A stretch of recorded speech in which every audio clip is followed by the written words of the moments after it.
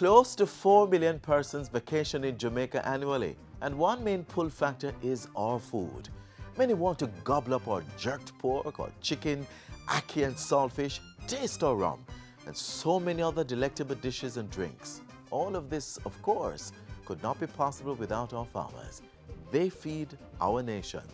And so, all of April, we salute the over 220,000 farmers who put food on our tables. April is Farmers Month. I'm Adrian Atkinson, and this is Jamaica Magazine. Please stay with us.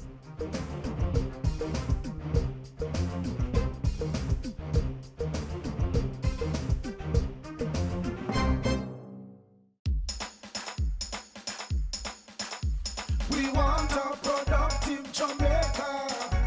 We are not productive Jamaicans. Productivity to move forward on this land. Productivity, that's the way to go, we should understand. Productivity is the way to go for all us Jamaicans. Small business, big business, old and young, we are tell every woman and man. We want growth and prosperity for a better nation with a building plan. So we can build our product and sell our product and put more money in our hand.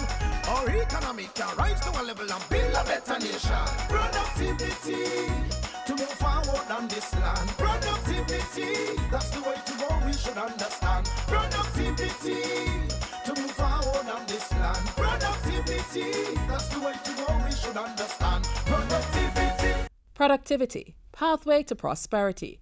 A message brought to you by the Jamaica Productivity Center, a department of the Ministry of Labor and Social Security.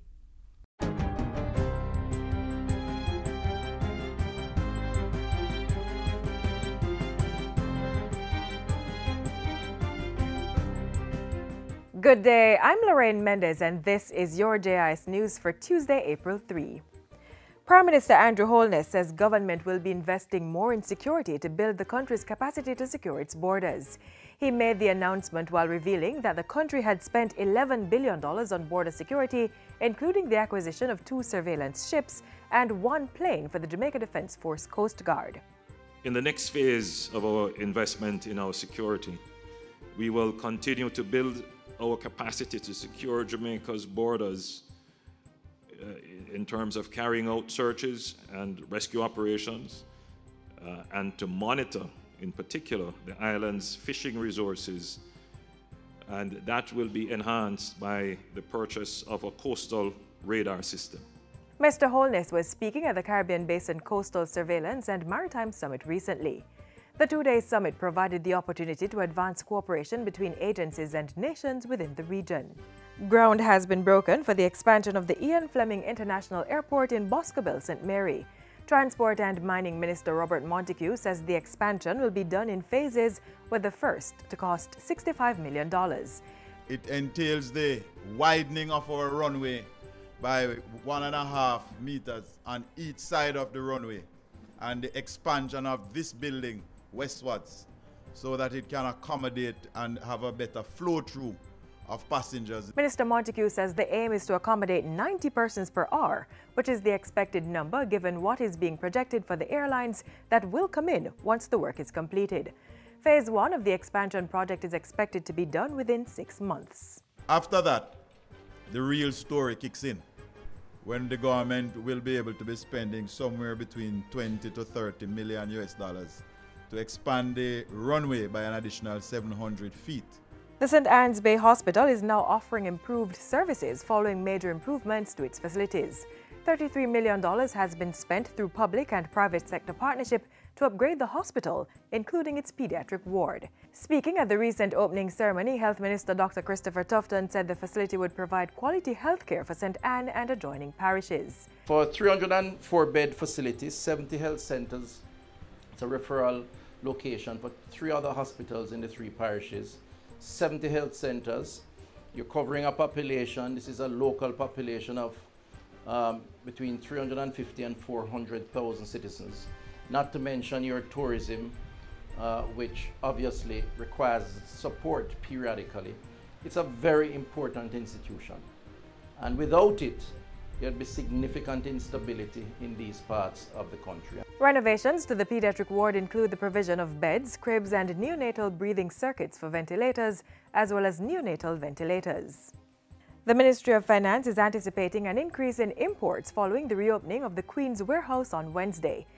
The pronouncement was made by Special Advisor at the Ministry, Virali Latibudir, who was representing Minister without Portfolio Favour Williams at the recent reopening of the facility. Ms. Latibudir said the upward trend in import was broken by 11% in 2016 after the closure of the warehouse in November 2015. This, she said, would change with the upgraded facility now being able to provide more storage space and improved services. We can accommodate more imports, increase the customs agents' storage capacity, and kick auctions into higher gears to maximize revenue for the government through the Jamaica Customs Agency. The Queen's Warehouse was refurbished to improve the work environment for staff and persons participating in auctions carried out by the agency. The 46th staging of the Expo Jamaica trade show is promising to be a much bigger and better one. More than 350 exhibitors from 20 local industries are expected to showcase more than 2,000 products. 506 international buyers from 22 countries are also expected to be in attendance. Speaking at a recent JIS think tank, co-chair of Expo Jamaica 2018, Richard Coe, said the trade show would feature digital platforms, including a website to assist exhibitors to improve service delivery. It's a fantastic website that allows you to see as an exhibitor where your booth will be placed. In the arena, you can select your booth and it will tell you what features you can add to your booth, and then you can check out and purchase that booth without having to call or speak to anyone. Expo Jamaica is a biennial event hosted by the Jamaica Manufacturers Association, Jamaica Exporters Association, and JAMPRO. This year's trade show will take place at the National Arena and National Indoor Sports Centre in Kingston on April 16 and 17 from 10 a.m. to 9 p.m. And finally, tributes are pouring in from the government on the passing of South Africa's freedom fighter Winnie Madikizela Mandela. She died on April 2 at the age of 81. Prime Minister Andrew Holness hails Winnie as a champion of freedom and a symbol of the black struggle against oppression and injustice. Mr. Holness points out that she had the support of Jamaica in the struggle as she maintained the legacy of her then-husband Nelson Mandela while in prison for 27 years. Meanwhile, Minister of Culture, Gender, Entertainment and Sport Olivia Grange says Winnie Madikizela Mandela was a remarkable and strong woman. Minister Grange remarks that South Africa is indebted to the anti-apartheid leader for the battles she fought for freedom. And Education and Information Minister Senator Ruel Reid says Mrs. Madikizela Mandela's struggle for justice in South Africa served as an inspiration to hundreds of millions around the world. And that's it for JIS News Today. I'm Lorraine Mendez. Thanks for watching.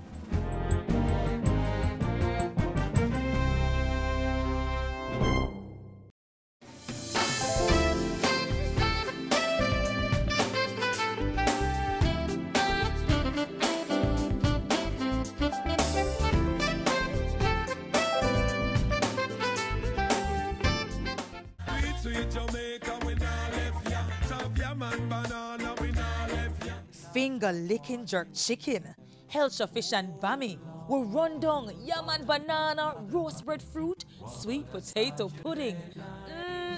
Jamaica food sweet. So let's make a pledge to use more local produce and less foreign goods. Let's grow what we eat and eat what we grow. Our dishes represent a melting pot of cultures. Up next, we highlight the journey of Jamaican foods. It's a melting pot of cultures, cooking techniques, ingredients, flavors and spices from all who've had a hand in the making of the nation. Taino, Spanish, British, African, Chinese, Indian and others, shaping a national culinary palette that's more than 50 years in the making.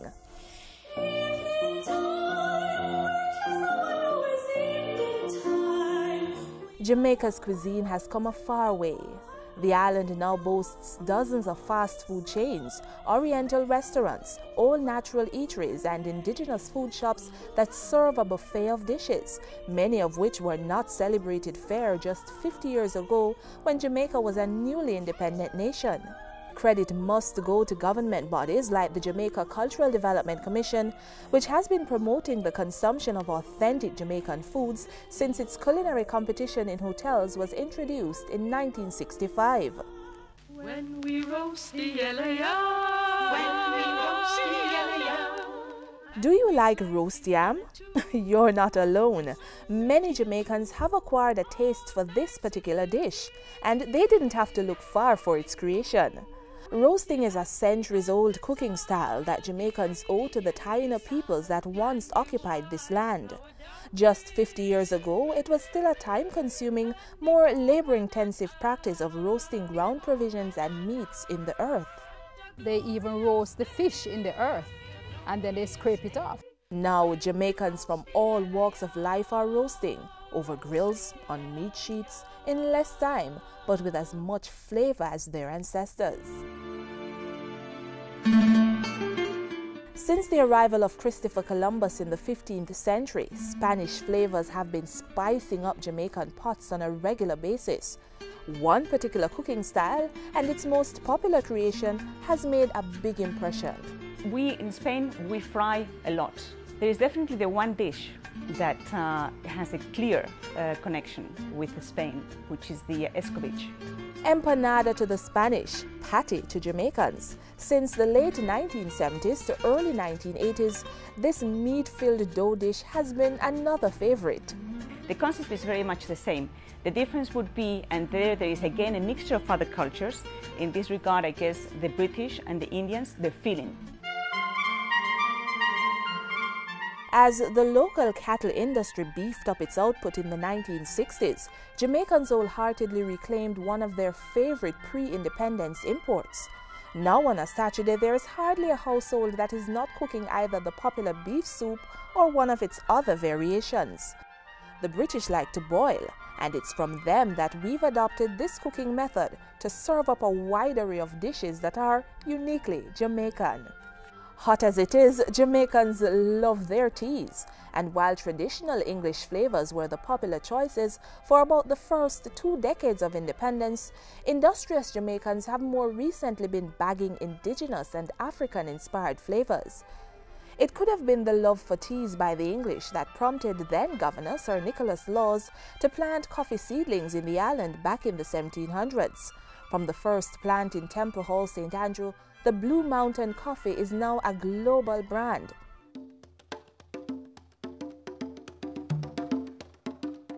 With about 90% of the Jamaican population claiming African heritage, it's easy to see why the continent gets credit for most of what we eat.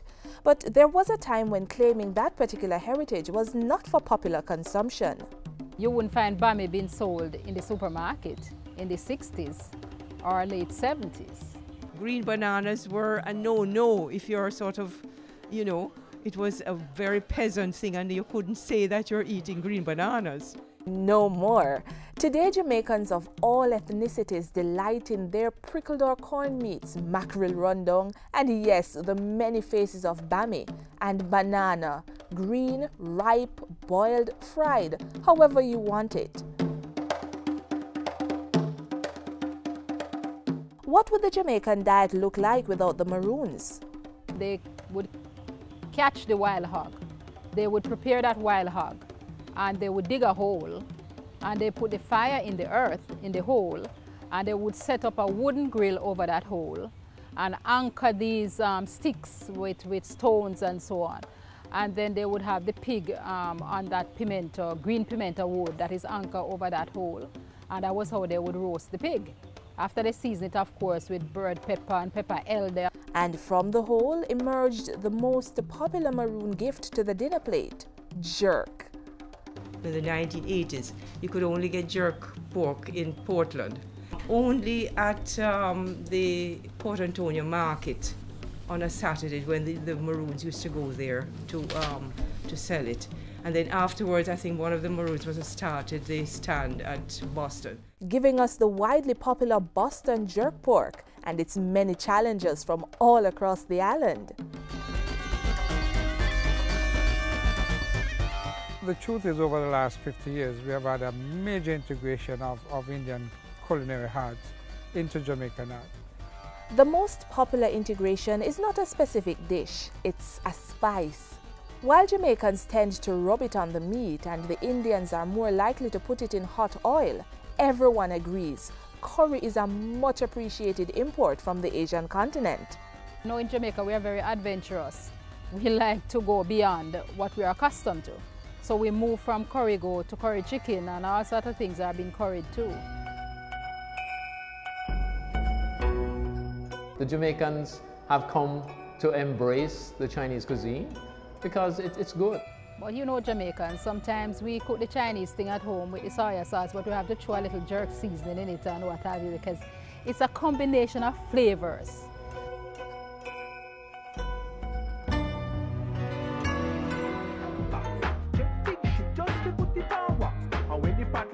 When Rasta say ital food and no deaders and no flesh and face and bone, and people used to look at it as corn and say breeze go blow you away, and you know, up to now no breeze no blow away. You see, if you have the proper combination of seasoning in your pot and the proper timing, you don't need to use the salt and the other little artificial thing. Many Jamaicans still cook with salt and meats remain a constant, but the healthy lifestyle pushed decades ago by the Rastafarian community is now a well-accepted and celebrated way to live. No Jamaican cookbook could be complete without this chapter. Whether it stems from a fruit or it's brewed in a lab, Jamaicans love to imbibe. So ginger beer, to lemonade, and then we have sorrel. And we have been making a lot of drinks with our fruits, like soursop punch, and we make breadfruit punch and sorrel, and at Christmas time there's egg punch. Now that is the perfect cap on a multi-ethnic menu, fit for the most Irie people in the world.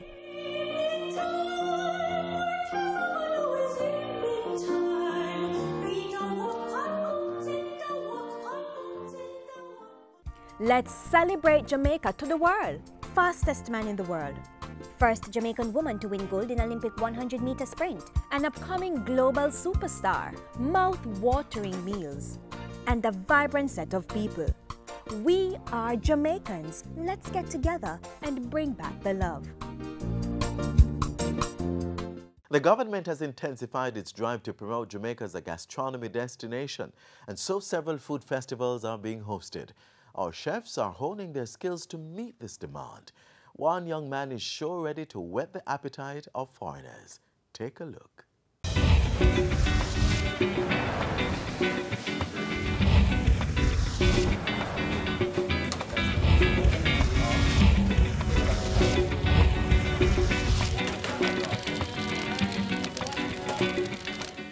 Well, I consider myself as a typical youth.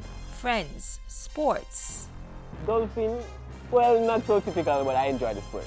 Average social life and vision for the future. I want to go straight down in depth of the culinary, which is, I'm going to do level 4, which is the executive chef level. So I'll be going straight up to the top. I'm Chef Garfield Jr. from Hartress NTA, Boys Town to be exact. After high school, I met a close friend, which of my sister, Alex White. I don't know that Alex the Great. He started bringing me on events because I told him that I'm interested in food, and he was at a higher level, a way higher level. So while traveling with him around places, I learned a lot. He was a great mentor. Today I'll be cooking octopus wrapped in spring roll. So we're starting with the onions. We'll put this in the bowl. So here we have the octopus. Freeze that day before. It's kind of tender because I bought it tender. So we're just going to blanch it in the water. I'm going to do this 4 times. The Hartress NTA was established in 1982 to satisfy the demand for solutions to the persistent problem of underdevelopment in the country. Fast forward to 2017, where the institution has maintained that mandate and has been shaping the lives of many youth through technical and vocational training. Garfield came here, he joined the food prep level 3, which is a chef de partie, actually being prepared as a supervisor. I walked in the lab one day and here was this young man at work. What I saw him was doing, they usually are not that exposed already. You know, I saw this young man creating this, and I said, "Who are you? You're not a level 3." And he said, "Yes, I'm a level 3." Having Garfield here at Boys Town was a plus. We have had many before him, but Garfield has come and he has put his mark. Boys Town is more into the practical, Heart is more into practical, and it has given me a drive, open opportunity because he was selected to represent Jamaica in the first International TVET Youth Forum during WorldSkills Abu Dhabi 2017 on October 14 and 15. This event was the first of its kind and a unique opportunity for young professionals to shape the future of skills. And that is an opportunity based from Taste of Jamaica. Organized annually by the Culinary Federation of Jamaica, CFJ. It features cook-offs in more than 18 categories. Taste of Jamaica is geared towards promoting and showcasing the country's most talented through a mix of competition. Garfield entered in the category CPJ Beef Competition, where he walked away with silver in the 2016 staging of the event. It was really a big move because I was competing against the sous chef of Sandals, and a sous chef of Sandals for a level 3 person, and you're probably level 5 or 4. So it was a big move. You rarely find young people with the passion and also the drive to endure and to keep on going. I think his advantage is that he smiles at obstacles. He's always moving on, pressing forward, and you know, just getting the job done. For youths now, if you have a good opportunity, take it, but think about it. Definitely think about it. Secondly, if you want to pursue food and nutrition, definitely come to either Boys Town Hearters NTA or Runaway Bay Heart. Now let us see him finish up the octopus spring roll. Get that caramelized.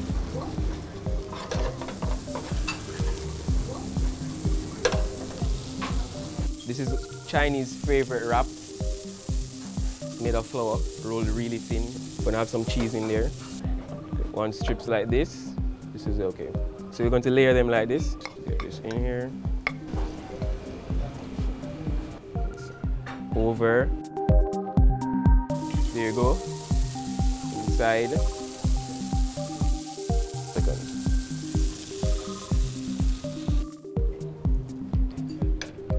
To get more information on this program and others offered by Heart Trust NTA, you can visit their website at heart-nta.org.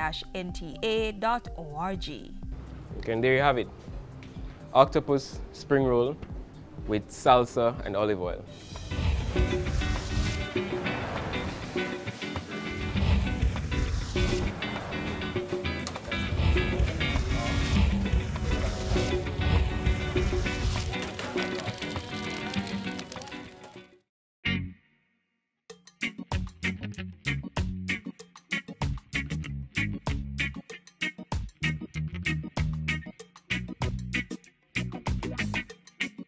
Keep we island clean, so clean. From the peaks to the beach, so clean.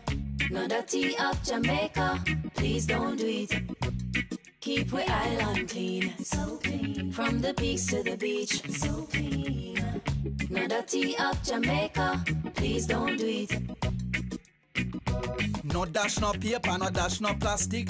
Dispose your garbage responsibly. No know how to recycle, learn it quick. And if you drop it, better pick up every piece of it. Plastics last forever, don't forget the bits. Cause when them touch the street, them end up in the sea. Collect pan the reef where they fish them feed. And when you want seafood, I eat your Keep eat. the island clean, so clean. From the peaks to the beach, so clean. No dirty up Jamaica, please don't do it. No dirty up Jamaica. No dirty up Jamaica. No dirty up Jamaica. No dirty up Jamaica. I say be careful what you teach your little children. Make sure I know something to hurt them. Mind what you saying to my sister. She could be the next Prime Minister. Sexual abuse is always a very difficult thing to confront, particularly when the alleged victim is a child. Parents, if it is that you suspect that your child has been sexually abused or is in a vulnerable set of circumstances where an abuse may occur, we encourage you to have dialogue with your child. Take the child to the pediatrician who normally attends to the child. If there is no such pediatrician, take your child to the clinic, to the hospital, to some medical practitioner who can do an assessment for you. It's very important as well that we don't just look at the physical side, but we also seek to find the kind of psychosocial support that a child may need. Does the child need a session with a counselor? Does the child need to speak with a pastor who is used to dealing with these issues? Does the child need to get that ongoing psychological support to assist with the healing process and also to assist the child in becoming strong enough, as it were, to deal with the various processes that will follow once it is that you suspect an abuse has occurred? If it is that the child actually discloses when you engage the child in discussion that, yes, mommy and daddy, I was abused, we encourage you to entertain the child, to listen to what the child has to say to you, and to take it very seriously. So we really urge you to have those discussions and to seek guidance in terms of, do I speak to the police about this, which we always say you have to, because once a child has been sexually abused, it's a criminal matter, and it means that once at all possible, the child should be assisted to go through the processes so that the perpetrator can in fact be held accountable. Support your child and let them understand in very clear terms that they are not the cause or the reason for this abuse having been perpetrated. But the most important element is to support them, get them access to the services that they need, and give them a chance to have you give them that listening ear. For these tips and of course any other information that deals with children, that is anyone under 18 years, please feel free to contact the Office of the Children's Advocate. We're at 72 Harbour Street, downtown Kingston, and our numbers are 948-1134, or website www.oca.gov.jm. Thank you. Watch what you teach your little children. Make sure I know something to hurt them. Mind what you're saying to my sister, cause she could be the next Prime Minister.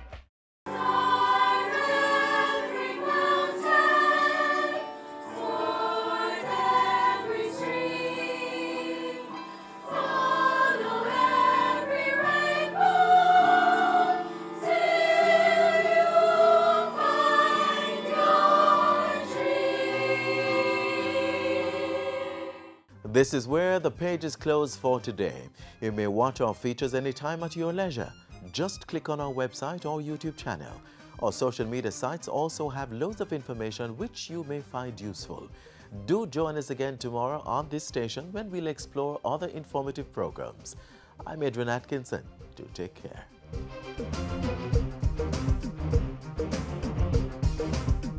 This has been a production of the Jamaica Information Service, the voice of Jamaica.